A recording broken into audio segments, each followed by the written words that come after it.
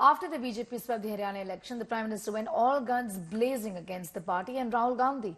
He claimed that Congress is a parasite, quote-unquote, which is trying to oppress the backward classes of the country because they hate them. He's attacked the Congress, saying that the Congress practiced nafrat ki rajniti and that Congress only indulged in dividing the nation.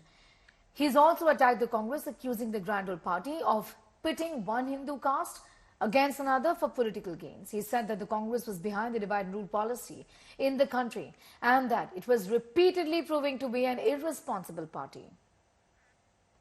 Congress का formula साफ है कि मुसलमानों को डराते रहो, उनको भय दिखाओ, उनको वोट बैंक के कन्वर्ट करो और वोट बैंक को मजबूत करो।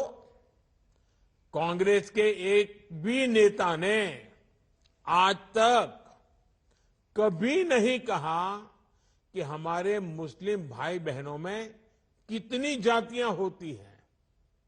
मुस्लिम जातियों की बात आते ही कांग्रेस के नेता पर मुंह पर ताला लगाकर बैठ जाते हैं, लेकिन जब भी हिंदू समाज की बात आती है तो कांग्रेस उनकी चर्चा जाति से ही शुरू करती है। कांग्रेस की नीति है हिंदुओं की एक जाति को दूसरी जाति से लड़ाओ। कांग्रेस जानती है कि जितना हिंदू बटेगा उतना ही उसका फायदा होगा। कांग्रेस किसी भी तरीके से हिंदू समाज में आग लगाए रखना चाहती है ताकि वो उस पर राजनीतिक रोटियां सेकती रहें। भारत में जहां भी चुनाव होते हैं वहां कांग्रेस यही फॉर्मूला लागू करती है। अपना वोट बैंक पक्का करने के लिए कांग्रेस समाज में जहर घोलने के हर हथकंडे अपना रही है। कांग्रेस पूरी तरह से सांप्रदायिक और जातिवाद का चुनाव लड़ती रहती है। हरियाणा ने बता दिया है देश का मूड क्या है, मिजाज क्या है। 2 बार कार्यकाल पूरा करने के बाद लगातार तीसरी बार चुनकर आना ऐतिहासिक है।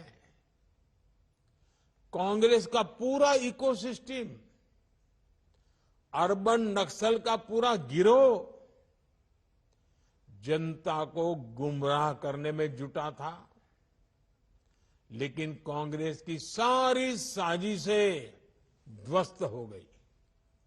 उन्होंने दलितों के बीच झूठ फैलाने की कोशिश की, लेकिन दलित समाज ने इनके खतरनाक इरादों को भांप लिया। दलितों को एहसास हो गया कि कांग्रेस उनका आरक्षण छीनकर अपने वोट बैंक को बांटना चाहती है।